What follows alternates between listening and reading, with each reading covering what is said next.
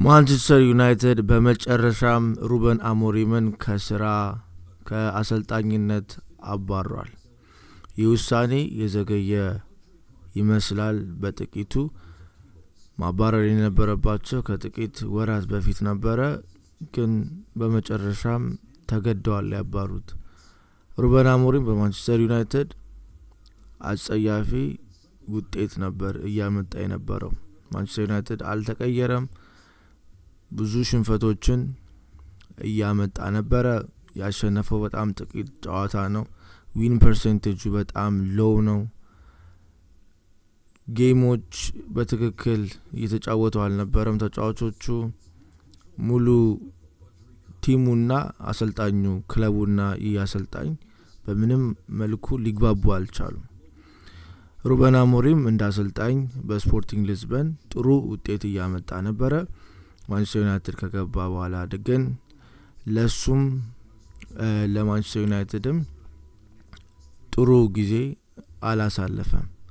ስለዚህ ለሩበን አሞሪም የሚጠቅመው ይሄ መባረሩ ለሩበን አሞሪም ይጠቅመዋል። ሩበን አሞሪም ሌላ ቦታ ሄዶ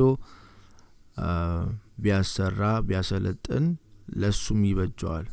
ማንቸስተር ዩናይትድ ደግሞ ሌላ አሰልጣኝ ቢሞክር ለማንቸስተር ዩናይትድም የሚበጅ ጉዳይ ነው። ሁለቱ ያልተሳካላቸው ጥምረት ስለሆኑ ማለት ነው። እና ለሩበን አሞሪም መልካም እድል እንመኝለታለን። ማንቸስተር ዩናይትድ ውስጥ ደግሞ ትልቅ የቤት ስራ አለ።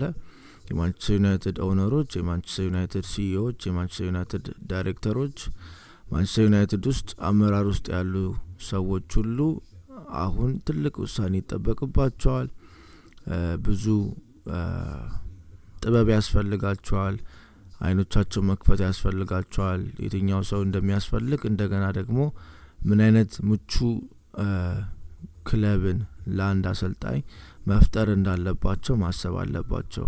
አሰልጣኝ መቅጠር ብቻ ሳይሆን ከላይ እስከ ታች እስከ አሰልጣኙ ጀምሮ እስከ ላይ አመራር እስከ ኦነሮች ድረስ ለክለቡ የሜዳ ላይ ውጤት አብረው መስራት እንዳለባቸው እንደገናም ደግሞ በማስተዋልና በጥበብ ክለቡን መምራት እንዳለባቸው ማወቅ አለባቸው። አሰልጣኝ ዝም ብሎ መጥቶ አሰልጣኝ ክለቡን መቀየር አይችልም። አሁን ማንቸስተር ዩናይትድ ያለበት ችግር የሆነ አሰልጣኝ ስለመጣ የሚቀየር አይደለም።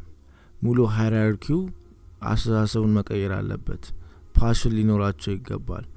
ከገንዘቡ ውጪ ሜዳ ላይ ያለው ነገር አንደርስታንዲንጉ ሊኖራቸው ይገባል።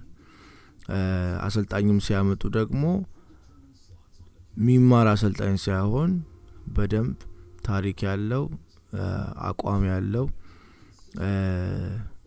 ተጫዋቾች ፈርተውና አክብረው ሊሰሙት የሚችል አሰልጣኝ መቅጠር አለባቸው።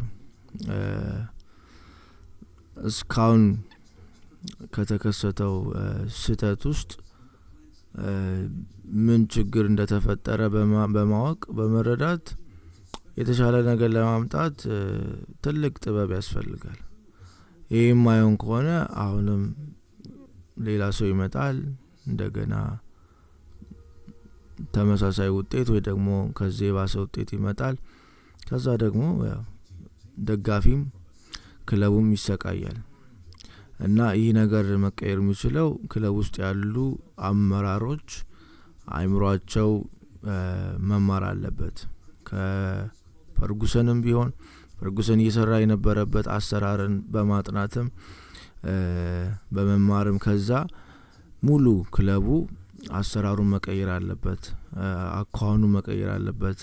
ለኳስ ያላቸውን አመለካከት ቲሙን ለማሳደግ እንደ ማናጀር ሁሉ እንደ ኮች እንደሚቀጥሉት ሁሉ ኮቹ ብቻም ሳይሆን ሁሉም ስለ ኳስ መረዳት መቻል አለባቸው። አብረው ለመስራት መጣር ፓሽኔት መሆን አለባቸውና ሩበን አሞሪም መልካም እድል እንመኛለን።